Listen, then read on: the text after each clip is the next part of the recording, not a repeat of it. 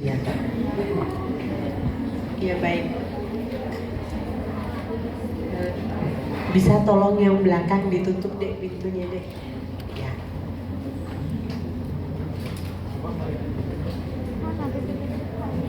Baik, selamat siang. Assalamualaikum warahmatullahi wabarakatuh. Salam sejahtera buat semua. Komting, berapa orang di kelasnya? Aduh, banyak ini. 145 ya. Saya cuma bayangin kamu masuk rumah sakit itu loh. Banyak ini. Baik, hari ini saya punya 2 PR. Mini lecture untuk asepsis sama armamentarium ya.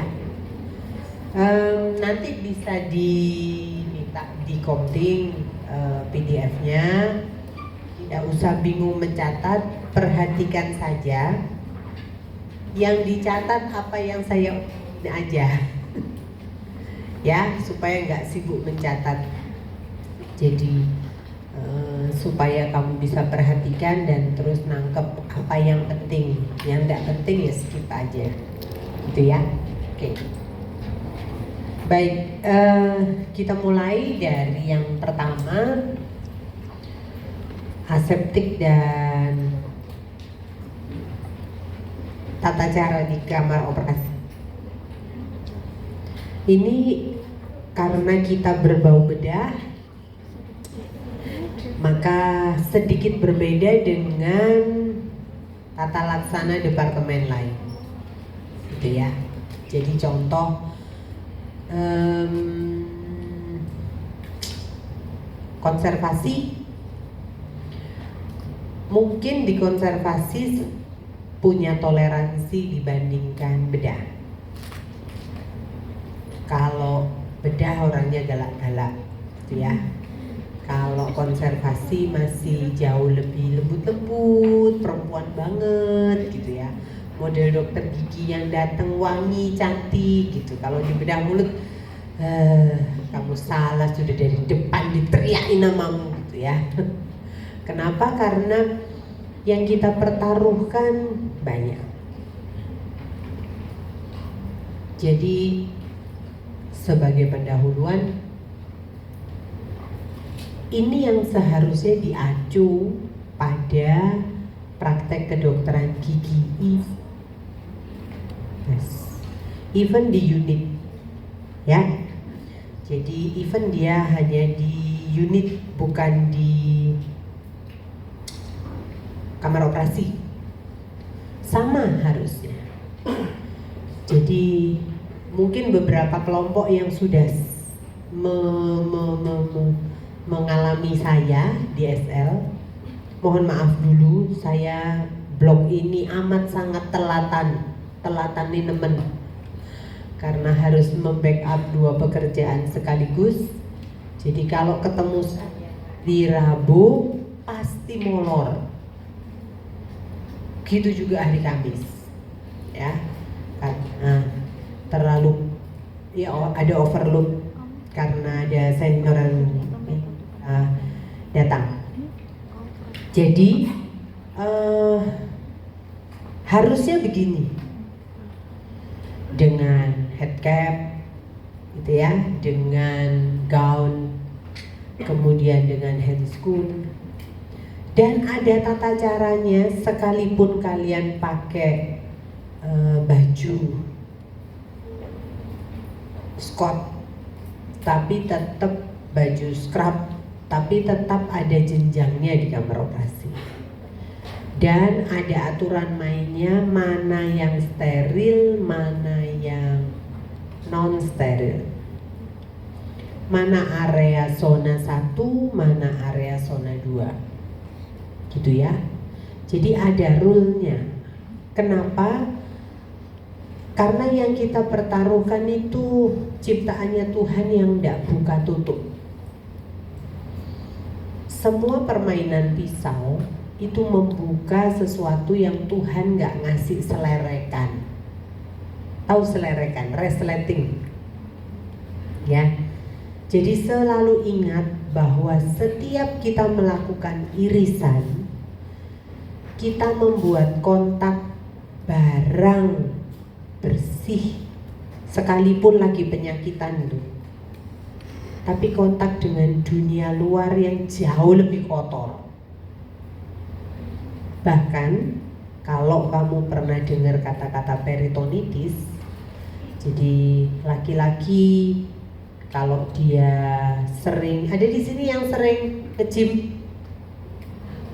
Banyak ya, pola-pola laki yang nge-gym ya, kelihatan ya.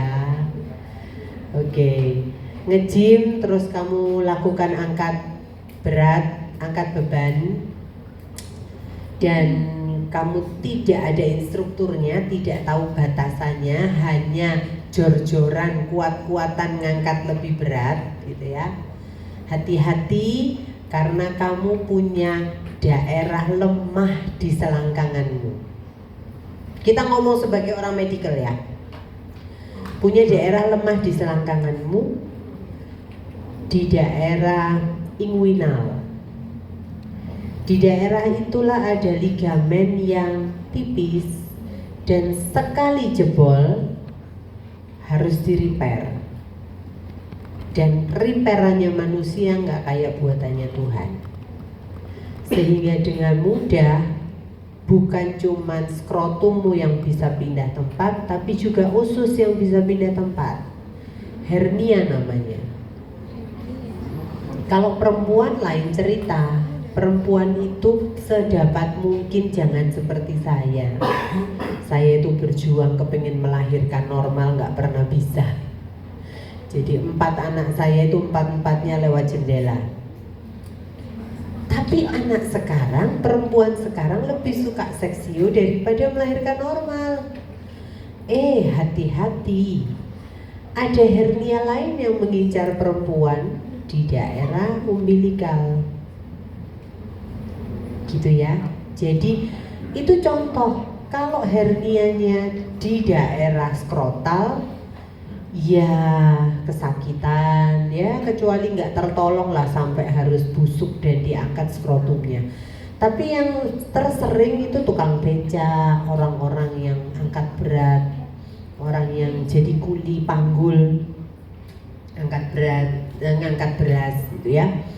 Itu hernianya usus yang keluar. Nah kalau usus terjerat, bisa bayangin dalamnya usus apa. Jadi mohon maaf, feses itu bisa keluar dari usus memenuhi seluruh perut. Sampai kalau dipasang nasogastrik cup bisa keluar itu cairan serupa feses cair itu dari mulut. Kalau lagi dibuka perutnya bisa septic tank itu hadir di depanmu. Tapi itu pun tetap lebih bersih daripada semua yang di luar. Semua yang di luar. Jadi inilah yang dipertaruhkan, bahwa setiap pembukaan kamu akan selalu berhadapan dengan post-operative infection. Kalau enggak gitu, transmisi, geser infeksi dari someone to another one, atau dari pasien ke rumahmu. Kok bisa kamu yang bawa? Kemarin saya sudah sempat bilang sama teman-teman di kelompok apa kemarin ya yang sama saya ya, hati-hati sama jilbab, hati-hati sama tas. Ya, jadi nggak ada kebiasaan kalau kamu lagi SL nulis pakai handscoon.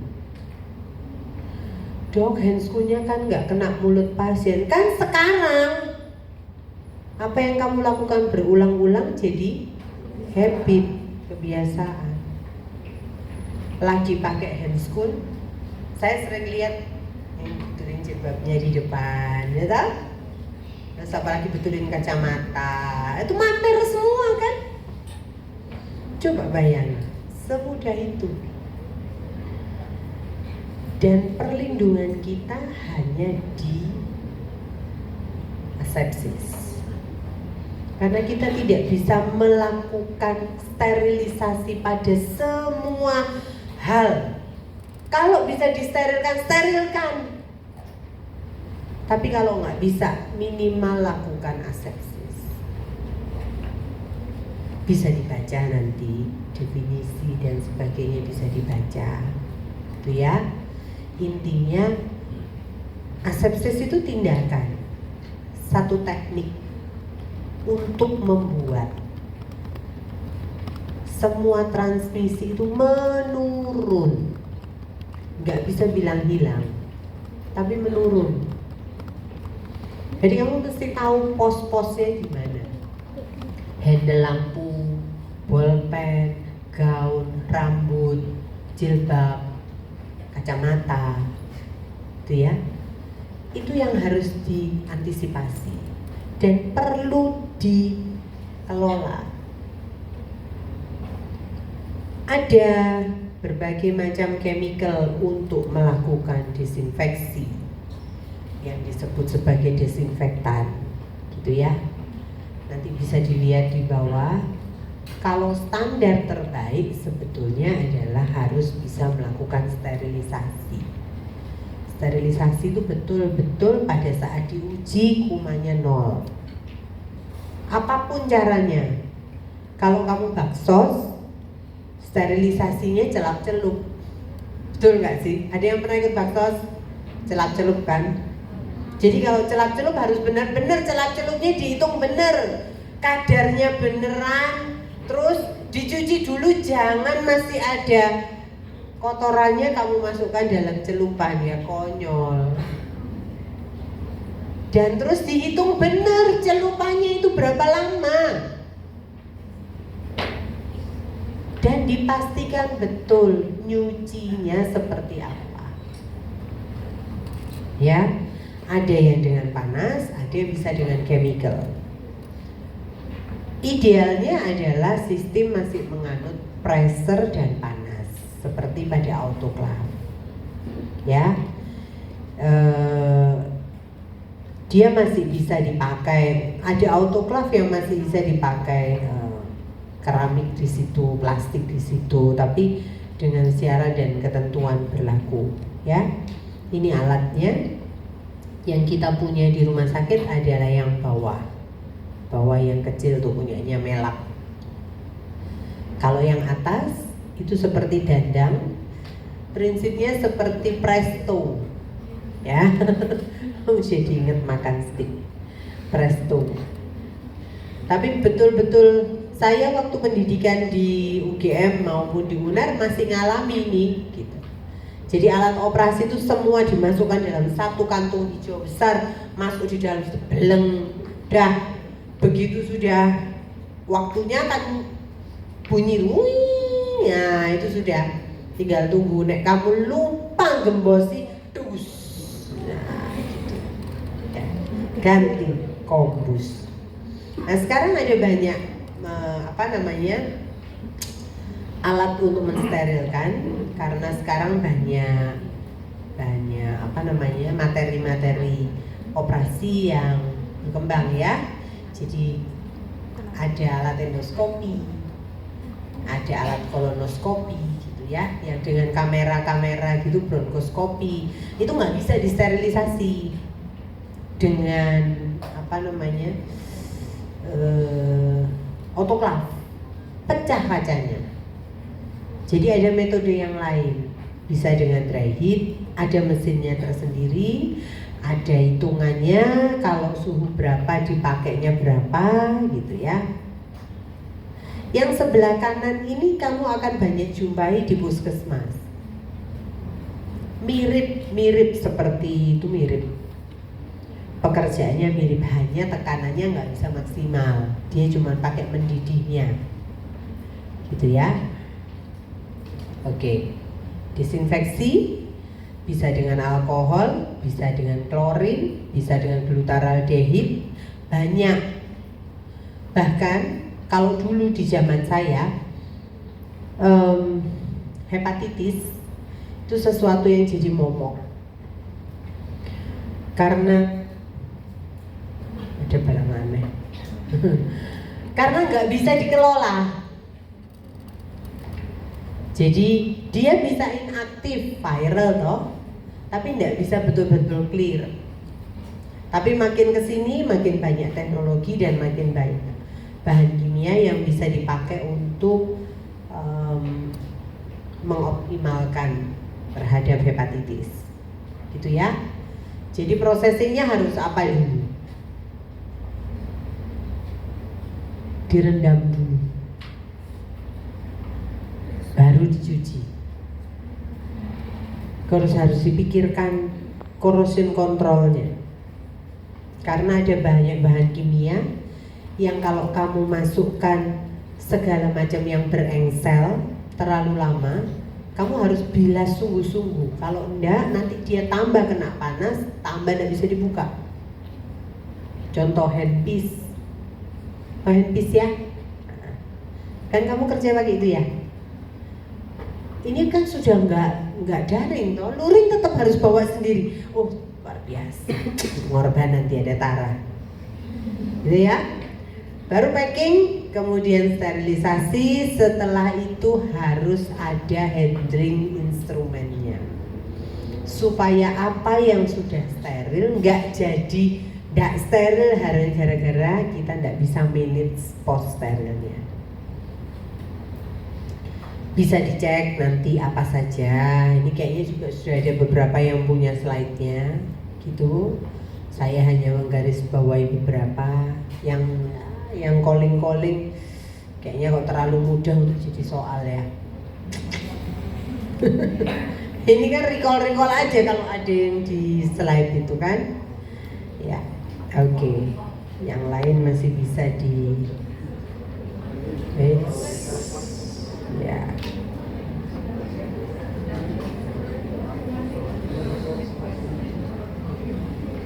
Nanti dibagi. Nah, ada yang saya mau tampilkan, ini yang mungkin nggak ada di kamu karena tadinya saya berikan untuk koas, untuk memberikan gambaran.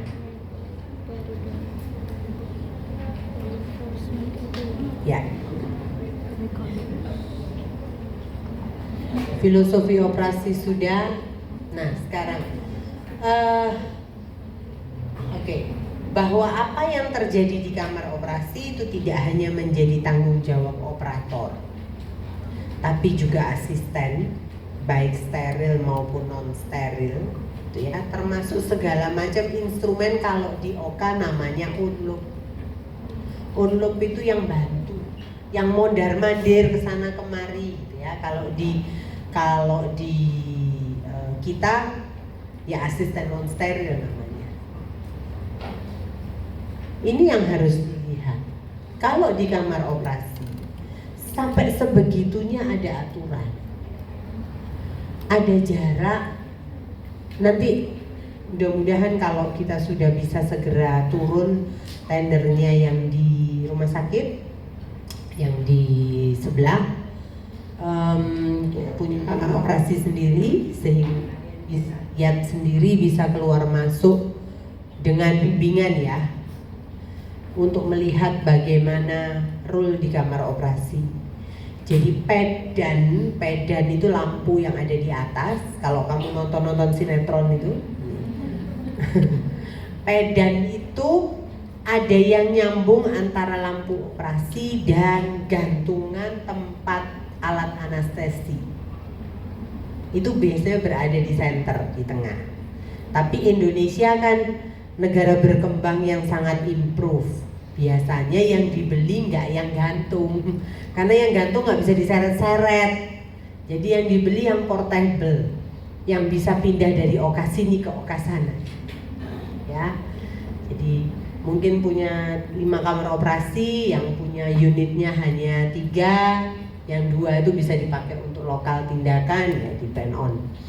Nah, itu mereka punya sumbu tertentu, jarak tertentu untuk memastikan area itu adalah area steril.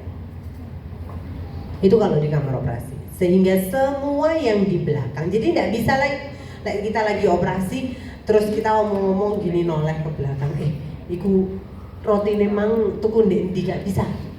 Jadi kalau kita ini meja operasinya, kita mau ngomong harus mundur. Dek, rotinya beli di mana? Gitu. Ya, jadi alurnya bukan pivot gitu dah. Kenapa? Karena area sterilnya di depan. Gitu. Nah, itu juga yang harus dimengerti pada unit kita.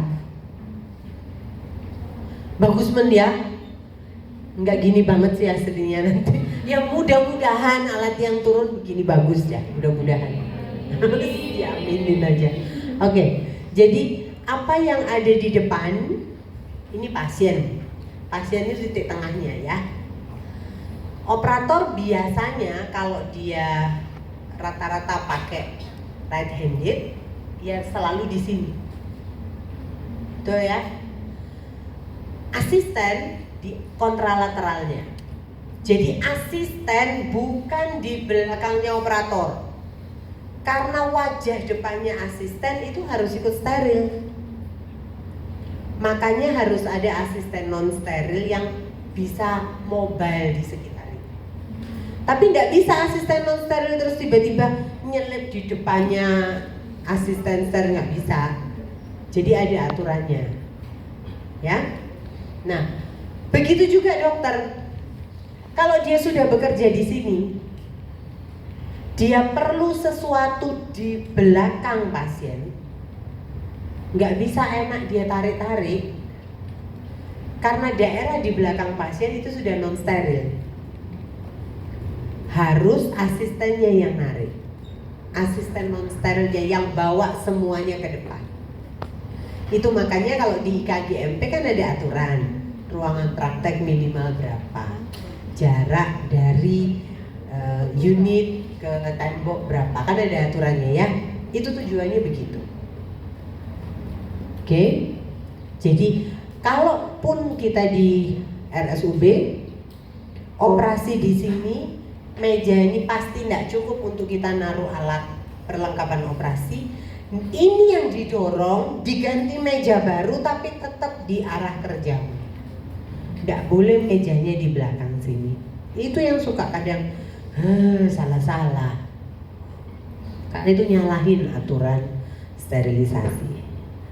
Gitu ya. Jadi sterilisasi bukan cuman kamu mainan autoklaf, perendamannya pakai apa, terus apa yang kamu pakai, tapi semua sakrul apa yang ada di kamar operasi itu masuk dalam sesuatu yang sangat berperan dan harus diperhatikan, ya. Oke, ini contoh, ini saya pakai di teman-teman di koas. Alat kita memang tidak seperti ini banyaknya, tapi kalau di kamar operasi semua disusun begini. Gunting sama gunting, karena ada gunting jaringan, ada gunting benang. Klem ada, mulai klem lurus, klem bengkok, krom, semua ada. Dan itu disusun seperti itu sesuai dengan jenisnya. Gitu ya, nggak dibolak-balik. Dibolak-balik itu kalau misalnya kayak gini, ini penyusunan yang karena dia asistennya 2 biasanya. Nah ini yang di sini, ini alat kita ini. Ini knabel yang bawah, ya. Ini knabel, ini kuret, ini spatel. Itu transaction. Kalau kita mau operasi besar seperti itu, mau potong rahang, mau mandibulectomy. Nah yang standar ini, pinset dijejer sama pinset. Cryer dijajarkan sepasangan, ben sama ben, gitu ya. Ada susunannya. Kalau ini macam-macam alat yang kita sering pakai, nanti sebagian di armamentorium akan disajikan. Nah kurang lebih seperti ini minimal yang harus disiapkan kalau kamu mau operasi nantinya. Oke.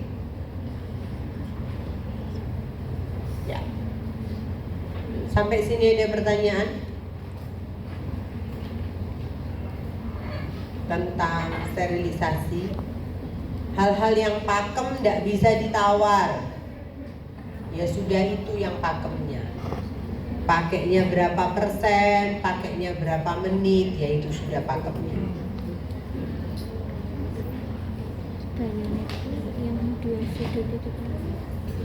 Sampai sini ada pertanyaan untuk sterilisasi? Ya. Bayon itu yang tanya di bulan itu. Oh, yang di kantor itu.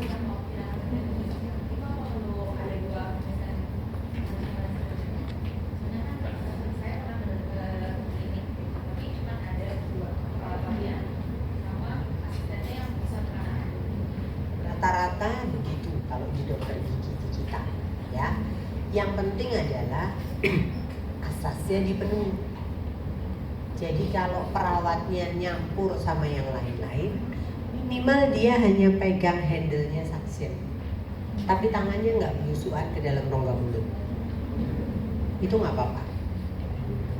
Terus kalau misalnya dia habis ini kena darah apa dan sebagainya, terus dia pegang, dia melakukan bilas ya pada pump, biasanya kan suka macet apapun lah kalau habis suction, apalagi pasiennya takut kan, salivanya kental banget, terus banyak ini ya, banyak saliva yang pekat kan, mesti turunin ke tempat bilas, ada gelas khusus untuk bilas supaya suctionnya nggak macet.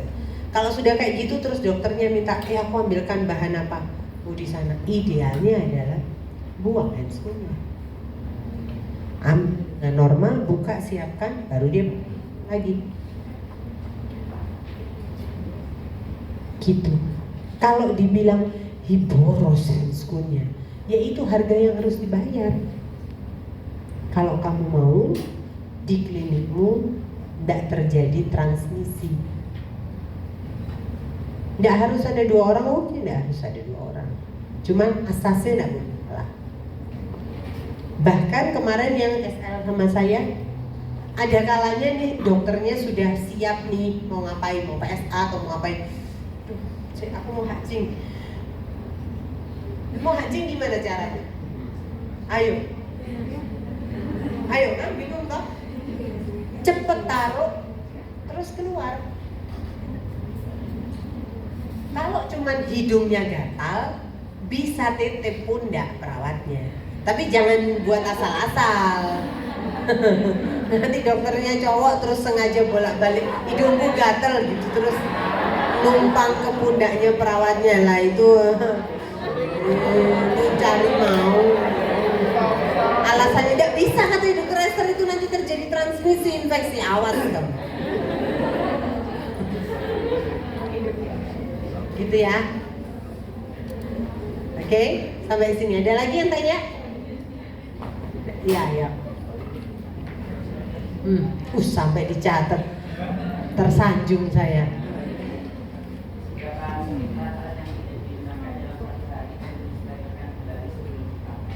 Sebetulnya begini, di slide nanti ada.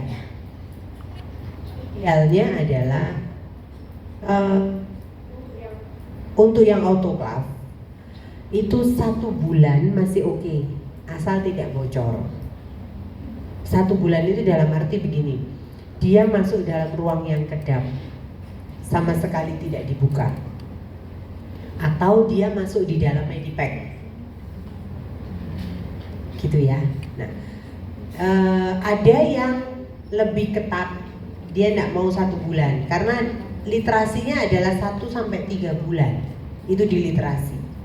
Tapi rata-rata orang mengambil 1 bulan. Ada juga yang menempatkan indikator di dalamnya. Jadi asal kelembapannya berubah, udah dianggap gak steril.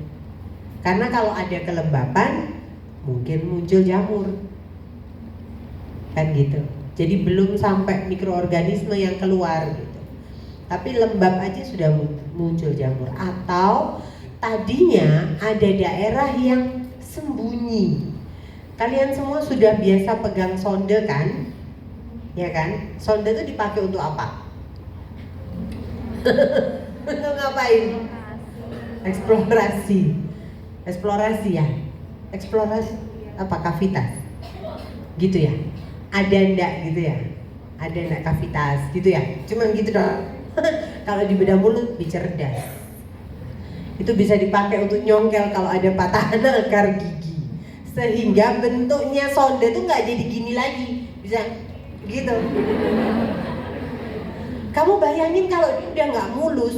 Nah apalagi sekarang, nanti kita ngomong di armamentarium. Zaman saya sekolah dulu, alat itu mahalnya minta ampun. Satu tang tuh bisa harga dulu kalau dihargakan sekarang tuh kurang lebih 5 juta lah. Satu tang. Sekarang tang dari negara berkembang sebelah itu 50.000 tuh sudah sampai tanganmu. Ternyata di sononya cuma 25.000. Jadi kalau mau ke India, mau ke Pakistan, kulaan sana kulaan. 50.000 sampai Indonesia loh. Zaman saya dulu kalau dihargakan sekarang 5 juta satu piece. Kaca mulut itu juga sesuatu yang mehong. Alat-alat kecil, kuret dan sebagainya, bahkan respiratorium yang bentuknya cuman buka tulang tok. Nanti kan kamu praktikum ya, ada ya, gitu ya, buka tulang. Itu loh, bisa 10 juta DW harganya. Padahal dia tidak punya fungsi untuk ngangkat gigi ya, tidak bisa. Ya paling cuman handle jaringan dah, selain cuman buka ya. Jadi melepaskan perios dari tulang. Terus sisanya buat apa coba? Ya buat gondeli jaringan yang habis kamu sosok tadi itu. Nah ini nggak ada, itu 10 juta sendiri. Kenapa mahal? Karena dulu semua logam murni. Jadi dulu tuh masih bisa gunting diasah. Ya, gunting benang tuh enggak. Jadi kalau sekarang kamu beli gunting yang harga 40-50 ribuan itu kamu pakai, kemudian disterilkan di autoclave, sometimes tadi kalau nyucinya nggak bener, pas nyuci jatuh lagi, tahu toh gunting biasa aja kalau jatuh apa bisa dipakai, menclek gitu nggak bisa pakai kan? Bayangin benang. Jadi yang pernah dipakai kakak-kakaknya untuk operasi RSUB, sometimes kamu nggak ketemu gunting, ketemunya mantan gunting. Bentuknya tok gunting, tapi gak iso nyokot, sama sekali nggak motongin mantan gunting. Kalau dulu nggak ada mantan, alat itu di maintenance, bisa diasah. Sonde itu loh bisa diasah. Loh kamu kan nggak tahu sonde itu tajam apa enggak? Loh ketajamannya itu bisa diasah. Kenapa? Karena logam murni. Sekarang nggak bisa. Yang anak pengen teknik kesasar ke kedokteran gigi ada pernah dengar alloy? Logam campur kan? Kita nggak bisa ngomong lagi bahwa itu dicetak sudah dengan standar begitu. Jadi yang paling tahan karat ditaruh paling atas, gitu ya. Yang di tengah-tengah adalah yang lebih lentur supaya alat itu bisa ditekuk-tekuk pada saat modeling pembuatannya, gitu kan, maunya kan gitu alloy, dan itu murah jadinya karena bukan logam murni. Tapi kalau diasah yuk kebuka kabeh terus jadinya korosi nggak karuan. Kalau dulu perawat-perawat Belanda itu masih loh gunting itu dikasih parafin, itu yang setelah dia direndam-rendam, maintenance alat itu begitu diparafin, jadi semua engsel itu dipastikan dia nggak nyangkut. Kadang kita sudah bersihkan, tidak ada darah, tapi bisa aja cairan yang dibuat ngerendam segala macam itu bisa buat korosi.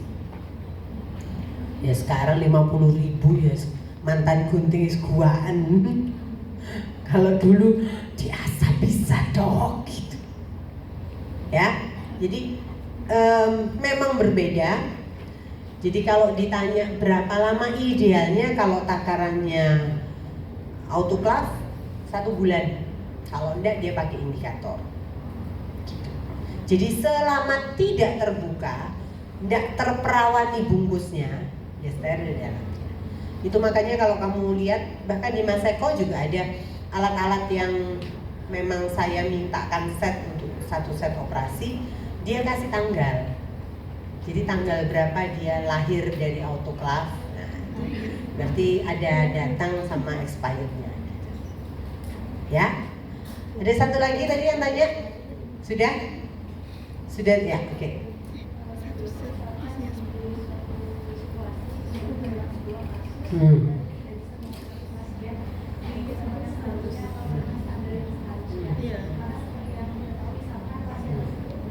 Bencana.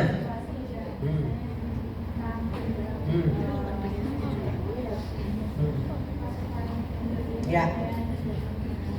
Iyalah.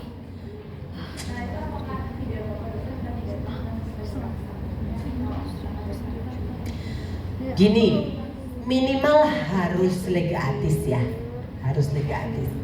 Ada zamani ya, mungkin orang tua. Dulu tuh ada film namanya MacGyver. Mau tahu ya? Ada yang orang tuanya masih suka cerita ya. MacGyver itu dia bisa jadiin infus. Beneran itu katanya film, gitu ya.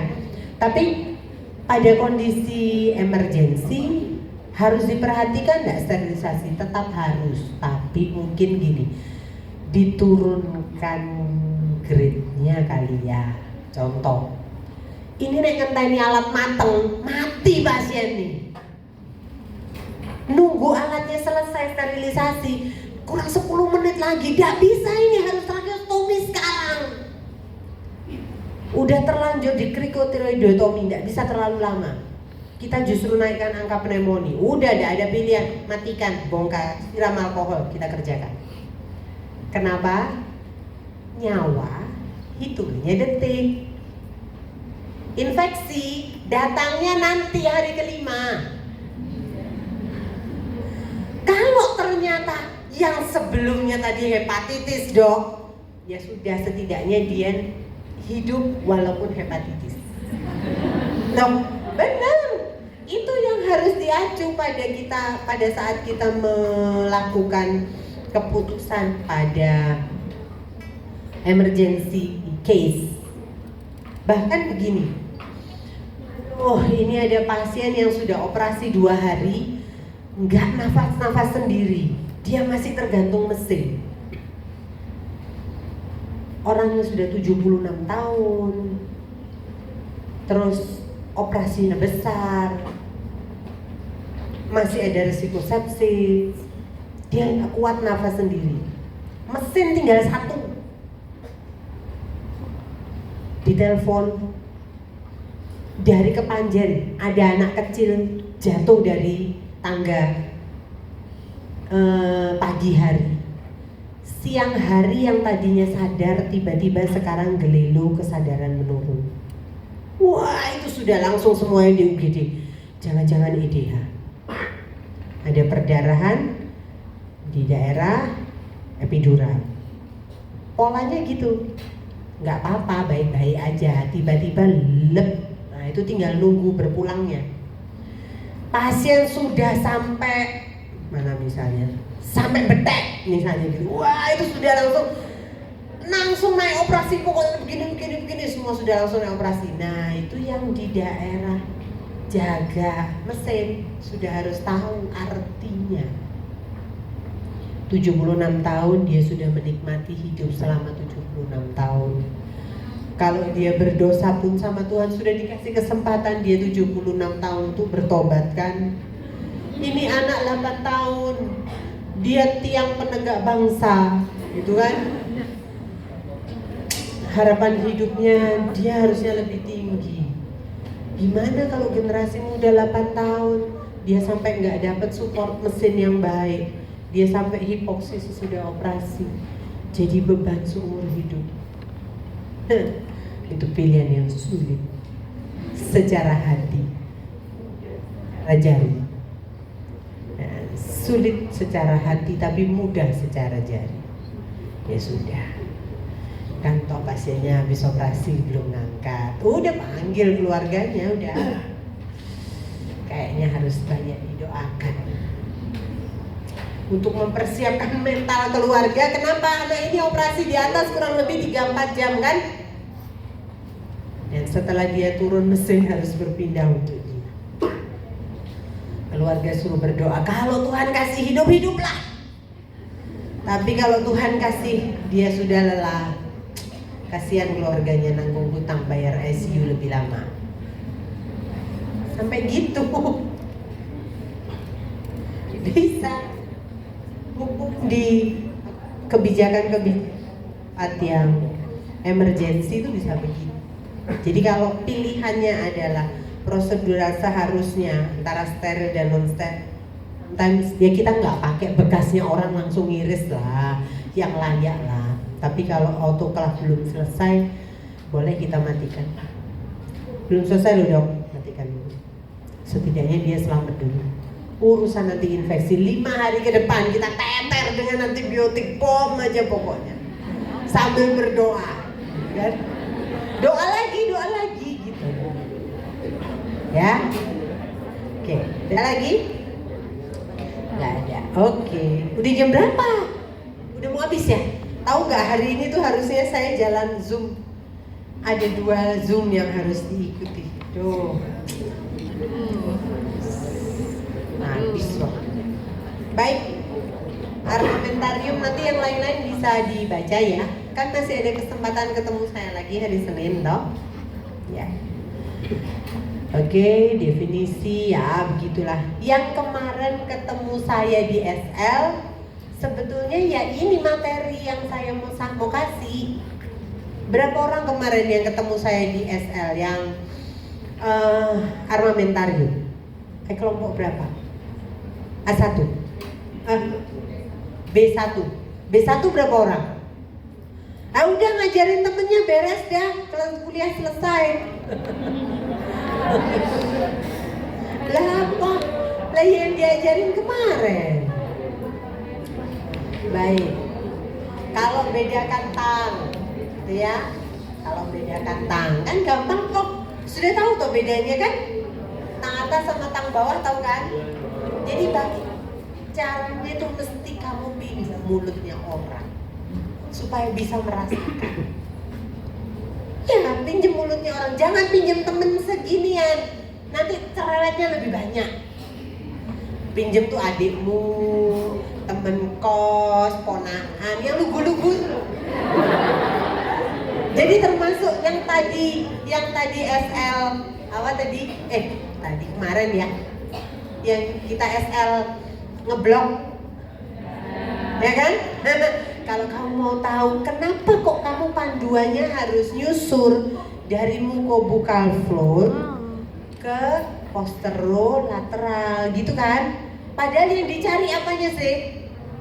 Lineanya kan, 2 linea yang berjajar itu kan? Kan cuma nyari itu. Ngapain harus nyusur-nyusur dari depan? Nah, kamu tahu nanti. Coba di rumah.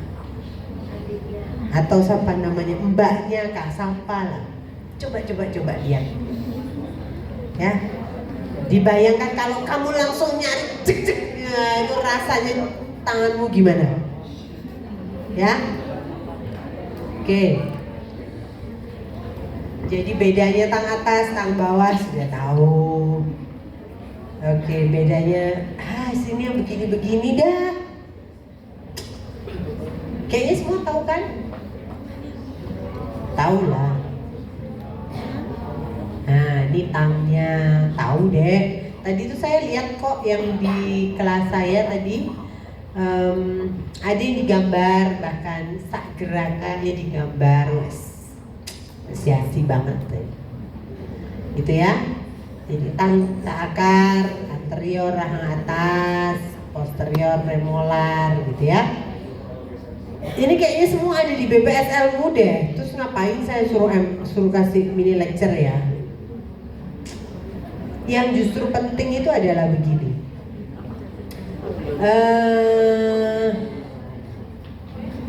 Ini tang akar, sisa akar rahang bawah, ya. kalau tang rahang bawahnya ini, betul ya? Tang mahkotanya kan yang ada takinya. Nah, sometimes tuh begini soalnya. Kalau ada gigi molar, mangkok, kita yang awam karies mangkok. Jadi kariesnya gedeng gerong sudah kayak, apa sih? Yang yang begini apa? Yang kayak begini. Kayak gitulah. Ya kayak tangguban perahu baliknya. Saya juga bukan pecinta penikmat gunung enggak, gitu ya. Oke. Sudah sebentar yesnya.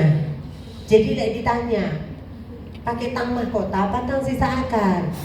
Karena kan ini jadi diagnosanya sisa akar. Udah nggak jelas kan mahkotanya mana, udah datar-datar gembel-gembel gitu. Nah terus kamu ngambilnya pakai tang apa? Itu yang harus dipikirin. Disitulah kamu memikirkan ini.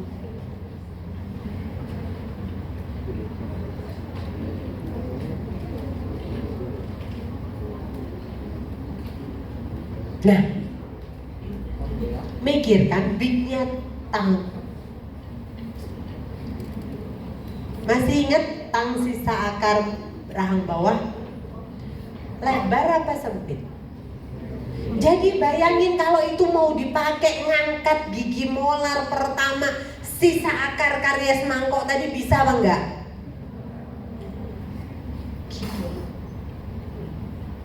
Cuman itu perlunya saya kuliah segini banyak. Cuman supaya kamu nggak salah pakai tang. Gitu juga kalau kamu ngambil sisa akar rahang atas. Apa jadinya kalau kamu ngambil pakai bayonet?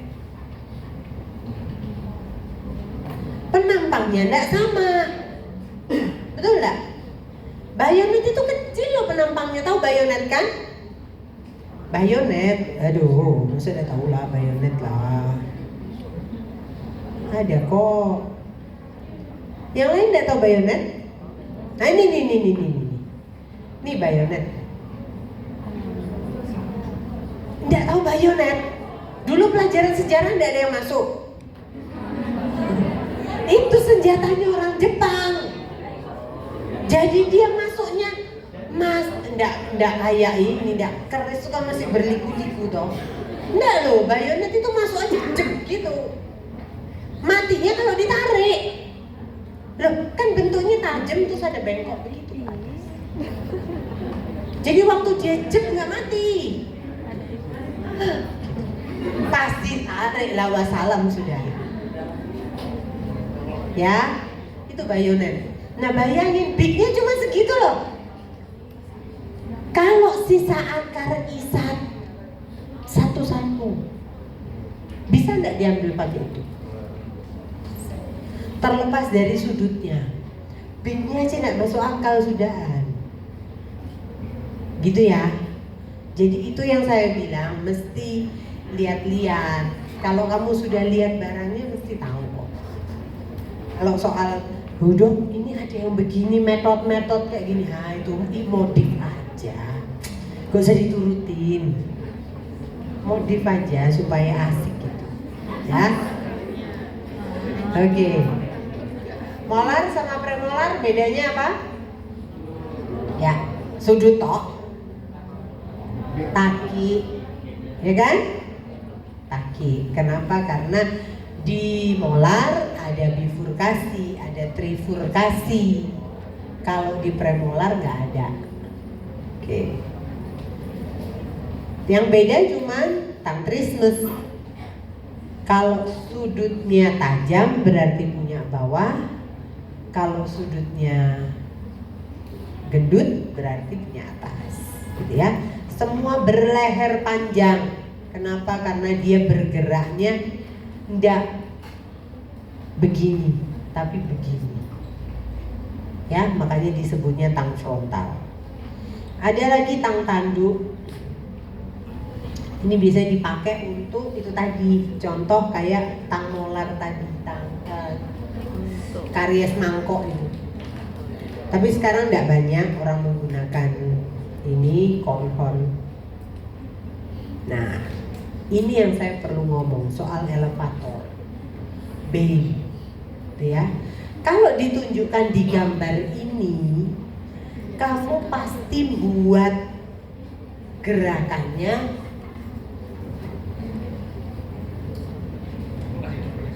gitu kan? Karena kamu bayangin gambar ini. Kenyataannya di gigi itu nggak usah kayak gitu, kayak dongkrak gitu. Begitu kamu masukkan dalam soket. Tahu bedanya bane sama luxator? Kalau bane itu ada cekungannya, kalau luxator kayak meja. Tapi yang kalian diajarkan wajib adalah bane. Luxator itu untuk gaya-gayaan kalau kamu praktek, gitu ya. Nganya tuh harus masuk di antara gigi dan prosesus alveolaris.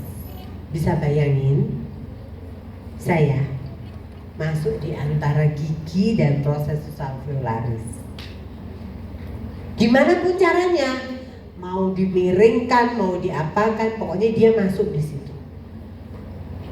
Jadi kalau kamu lakukan gerakan begini, patah mahkotamu. Kalau enggak gitu, tulang alveolarnya sempal. Tahu sempal? Pecah. Jadi gerak gimana? Masuk aja. Goyangkan begini tok itu loh. Itu sudah bergerak. Nanti ya, mudah-mudahan nggak kelompok yang sama yang mau saya lagi ekstraksi. Karena biasanya yang ngajak rodok-rodok males, jadi ya itu terus yang ketemu saya sampai selesai. Itu ya, nanti dicoba pada saat ekstraksi. Jadi bane sekali lagi gerakannya nggak kayak kamu ngangkat batu gitu, walaupun filosofinya seperti itu. Ya. Begini, lihat itu, dia cuma diputer tok, patah bifurkasinya. Jadi nggak perlu harus dicongkel-congkel gitu. Ya. Oke, anatominya begitu, macam-macamnya begitu. Ya, tujuannya ada. Tuh cara megangnya begitu. Ya. Nah, ini krayon yang saya bilang sepasang tadi. Ya, nanti mudah-mudahan pada saat praktikum yang ekstraksi bisa pinjam lagi ya. Jadi bisa tahu caranya pakai krayon seperti apa. Oke. Lampu mati ini pertanda kita udah selesai ya. Gitu ya. Oke, ini penggunaan aja bisa diperhatikan kayaknya. Arahin nanti harusnya ada di yang ekstraksi ya. Yang ekstraksi ya. Jadi besok kita ngomongin anestesi. Senin itu ngomongin anestesi dan ekstraksi ya. Arah jamnya bekerja dari mana ya. Loh ini loh, bisa loh tang atau elevator itu diasah. Bisa. Tapi enggak seperti yang kita punya di SL. Karena itu alloy. Ya, agak sulit melakukan. Baik, ini set untuk bedah, nama-namanya. Nanti bisa, nah ini yang saya bilang rasparat. Ini 10 juta loh. Kalau yang bagus, kalau yang punya tetangga sebelah 60.000 kalau nggak salah. Jadi kalau rusak buang aja. Jangan dipakai untuk ngerok belewah di rumah ya.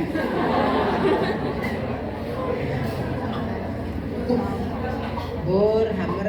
Kita jarang menggunakan ini sekarang. Hammer dan chisel. Lihat tuh karatnya luar biasa. Ada yang tahu chisel itu apa? Nah, hammer tahu kan, memukul kan. Chisel itu apa? Tata. Kita masih pakai itu. Saya lulus S1 masih pakai itu loh. Separasi gigi itu nggak pakai bor kayak kamu sekarang. Masih masukkan Makanya harus tahu pukulnya. Kalau enggak kasih doeng. Sekarang sudah lebih manusiawi karena ada bor ya. Oke. Ini roger atau knabel tang. Ya. Kuret. Bonfile yang seperti tapasan orang nyuci kalau di desa itu ya toh. Berarti kelihatan dari mana, dari desa dan kota. Oke. Bonfile. Nah ini spooling untuk kita membilas. Ini alat untuk jahit. Pinset yang bergigi namanya chirurgis, kalau yang tidak bergigi namanya anatomis. Needle holder, ingat tidak semua yang menjepit tanpa bagian tajam adalah needle holder. Masih ada klem, masih ada chrome, masih ada hemostat. Needle holder yang ada tengahnya. Oke. Itu boleh. Oh beli banyak berarti kamu ya? Luar biasa. Oke, Rum. Nah itu caranya handling alat. Besok diperhatikan, semua akan ada di SLU. Duklem ini untuk menjepit duk. Oke, ini mouth spreader. Bahasa Jawanya cangapan. Kalau mau foto kasus, foto pasien semua harus punya ini supaya bisa difoto dengan baik. Nah ini kalau mau packing untuk autoclave, kalau kamu punya alatnya, punya medipack besar, punya tempatnya, tromolnya boleh. Tapi kalau tradisional pakai gitu. Kain biasa 2 lapis, semua alat tajam di dalam, dimasukkan autoclave jadi 1, diangkat jadi 1. Lapisan terdalam tidak boleh dibuka oleh non steril. Jadi makainya mesti 2 lapis. Gitu ya. Ini kalau ini sudah medipack, apa jangan terjadi seperti yang saya bilang kemarin. Ini alatnya sudah dipakai di kedokteran gigi. Dulu kita pakainya ini, radiasi inframed. Untuk membuat kalau misalnya habis operasi bengkak, radangnya berlebihan, nah itu bisa dipakai ini. Kita sudah nggak pakai ini lagi. Sekarang sudah bergerak ke laser. Laser itu bisa dipakai untuk gelombang tertentu, dia mewakili radiasi. Oke, selesai. Jam berapa? Udah lewat? Belum? Oh, belum. Ya oke, kalau masih ada pertanyaan monggo silahkan. Ya.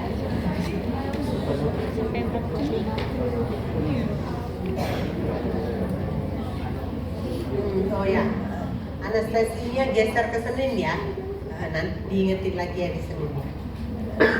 Oke, hari Senin kita ngomongin klarifikasi yang skenario tadi ya. Sama scan, tapi kan bukan saya ya yang tadi minta klarifikasi jawaban post test, bukan ya tadi kan soalnya prosto kan ya, yang ditanya itu kan soalnya prosto kan, soalnya BM kan enggak usah. BM tuh pretest ngapain sih yang susah-susah, defur sih yang murah-murah, ujian itu loh nggak tahu. Lo udah dikasih tahu lo ya, ujian remedi lebih sulit daripada ujian beneran. Kalau dokter Fitriana biasanya ya sama aja lah soalnya. Kalau sama Esther mah, emang kamu pikir buat soal apa? Udah? Gak ada pertanyaan? Masih ada yang mau ditanyakan ya? Monggo.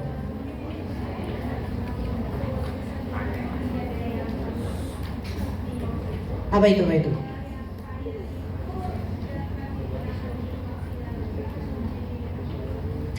Sebetulnya bisa untuk maksilah, tapi kamu lihat bahayanya. Ya, lihat bahayanya. Jadi kalau tahu bahayanya seperti itu, nggak ada alat lain tak. Gitu ya. Dulu orang banyak pakai krayer karena matahin trifurkasi itu juga lebih mudah kalau kita pakai krayer, tapi nggak cocok sama konsekuensinya. Karena rahang atas itu kan tulangnya lebih, siapa kemarin bilang lebih lunak? Gak boleh lebih lunak, lebih porus ya, lebih porus. Jadi apapun yang kita lakukan dengan force biasa aja bisa patah. Gitu. Jadi digunakan pada apa? Lebih banyak memang akhirnya pada rahang bawah. Gitu ya. Tapi dengan bergulirnya waktu, saya tanya, nyabut gigi yang rusak, keropos, abses, sama gigi yang habis dilakukan perawatan saluran akar, terus mahkotanya patah, mana lebih susah?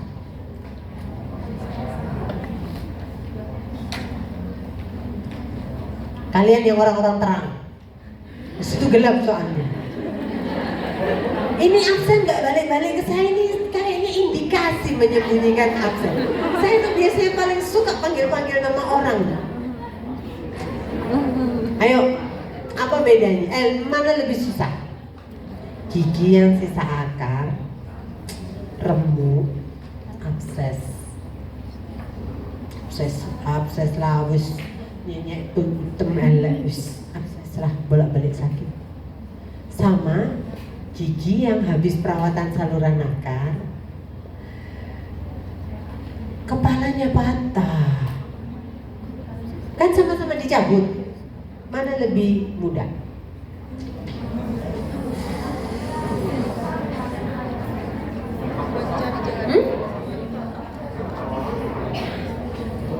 Yang karespa, kenapa lebih mudah? Terus?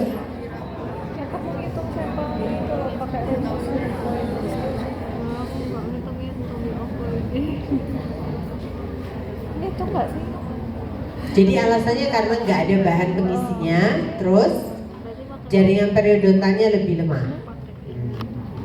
Kalau yang gigi habis perawatan, emang kenapa sih kalau ada bahan pengisinya kenapa jadi lebih sulit?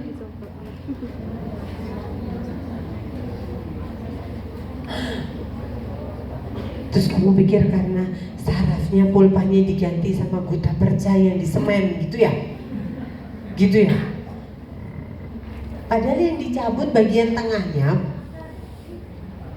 Yang dicabut tuh bagian tengahnya apa akarnya? Hah? Akar.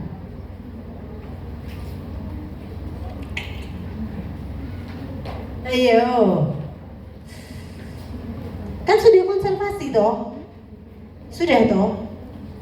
Konservasi itu loh, PSA pakai apa? Langsung diisi gitu? Diapain dulu? Ekstirpasi dikeluarkan, terus? Hah? Ya, dipreparasi, terus? Oh gitu?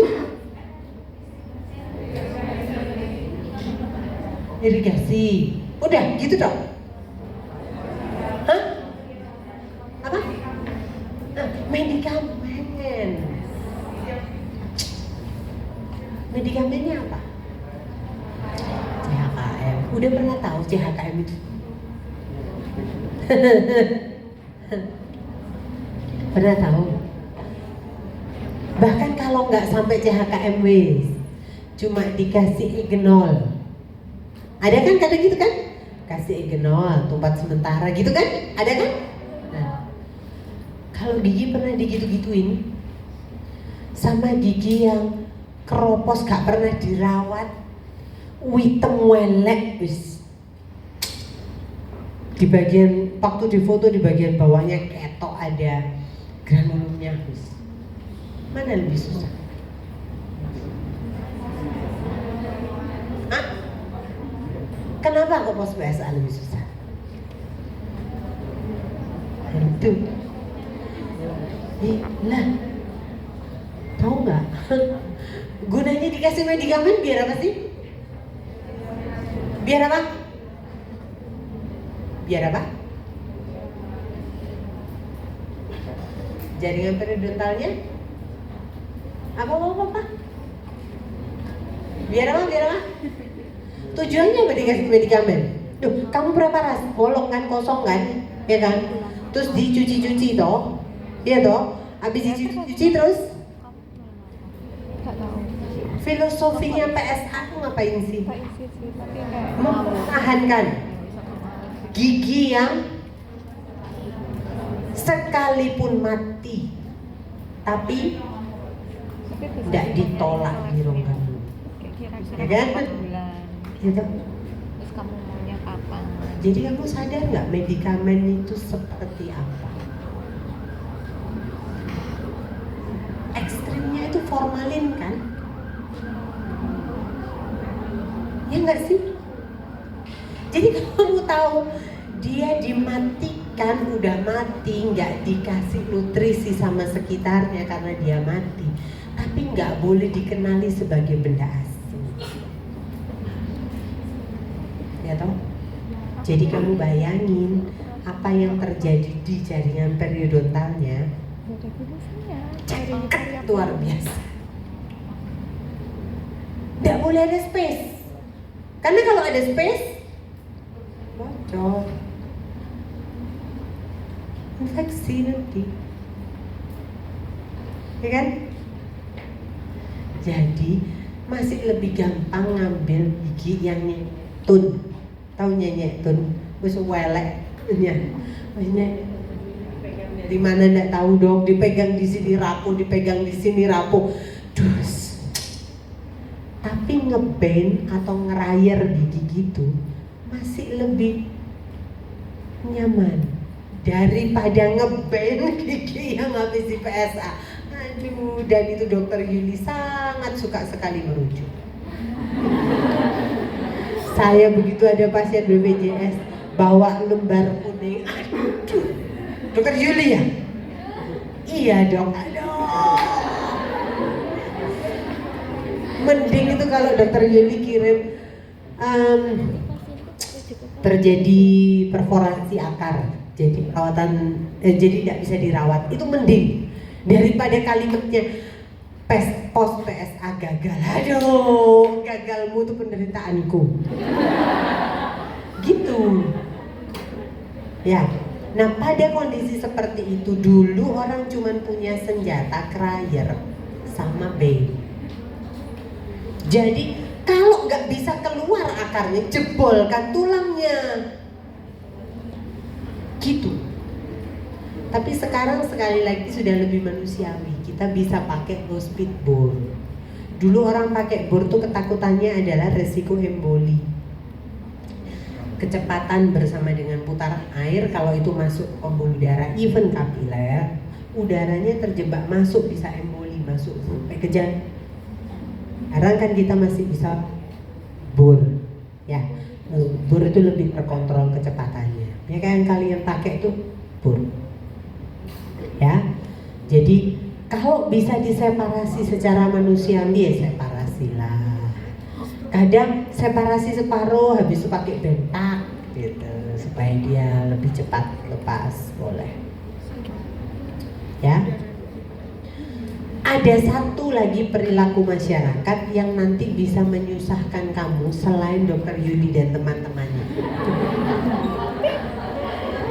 Orang desa itu yang dipikirin gimana caranya giginya jadi tidak sakit dan langsung top chair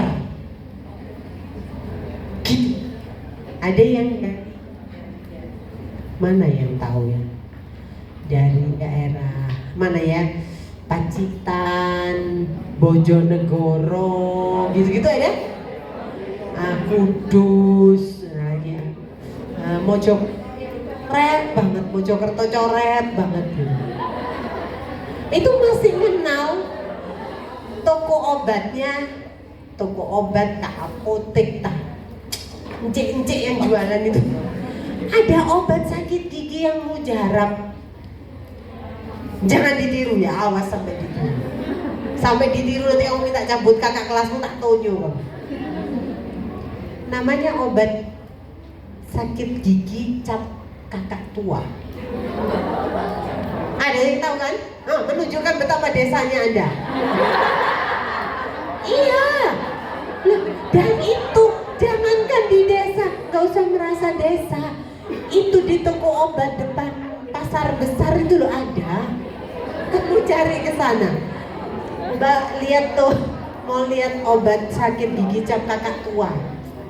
Sebotol kecil gini loh. Harganya pun nggak mahal. Terus perintahnya itu teteskan di kapas, kemudian masukkan di lubangnya gigi. Betul ya? Pernah denger toh? Bener loh, beneran loh, ini Indonesia banget ini. Dan itu nggak lama, nggak lama. 1 atau 2 kali diteteskan gitu sembuh. Enggak kambuh-kambuh lagi, bener. Sampai habis. Sampai rompal itu kepalanya, mahkotanya sampai rompal, sampai tinggal sisa akar tok. Nggak ada sakit, bener. Jangan ditiru tuh.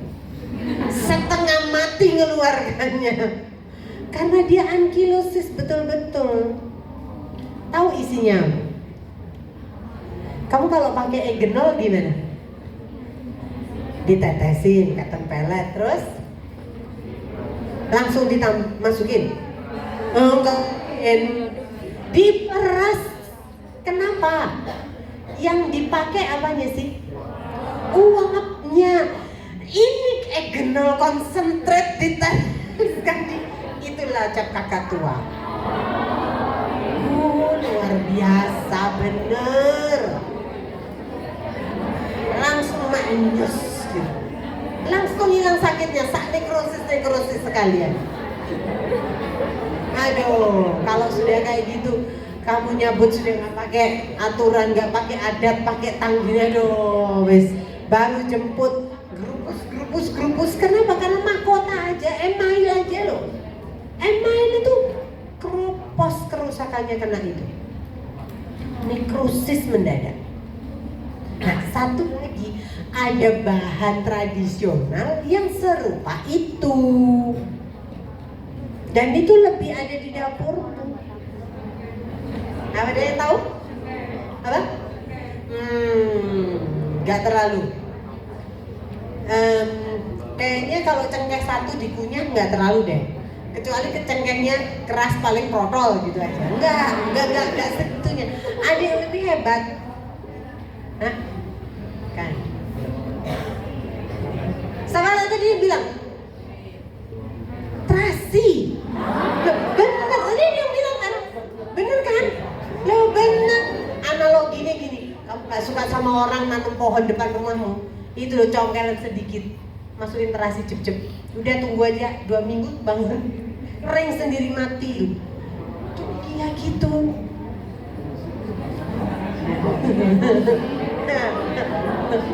Jangan dicoba. Awas kamu sampai dicoba terus kamu datang ke saya, dok minta cabut tak tonyo. Tapi itu yang terjadi dan itu yang kamu harus tahu. Kenapa harus tahu? Kamu harus bisa memperhitungkan tingkat kesulitan pada saat kamu melakukan tindakan. Nanti hari Senin kita akan ngomongin skenario yang tadi kan. Jadi ada anestesi, ada teknik pencabutan. Nah, nanti kita ngomongin lagi di situ ya. Jadi kalau abses gimana? Kan tadi ada tulisannya, tidak boleh kalau dia akut, kan? Terus harusnya diapain? Ditunggu seminggu akut, jadi pasiennya suruh nahan, jejel obat aja 2 minggu sampai jadi nggak akut gitu. Nah, kalau abses ya selang jebrot, nah. Oke? Sudah? Ada yang mau ditanyakan? Tidak ada ya? Bisa ya? Bisa lah. Nanti komting saya kirim itunya ya, apa PDF-nya ya. Apa? Ya itulah. Sungkan saya. Oke, ada lagi pertanyaan? udah layak lah ya. Oke, nggak ada lagi pertanyaan. Udah.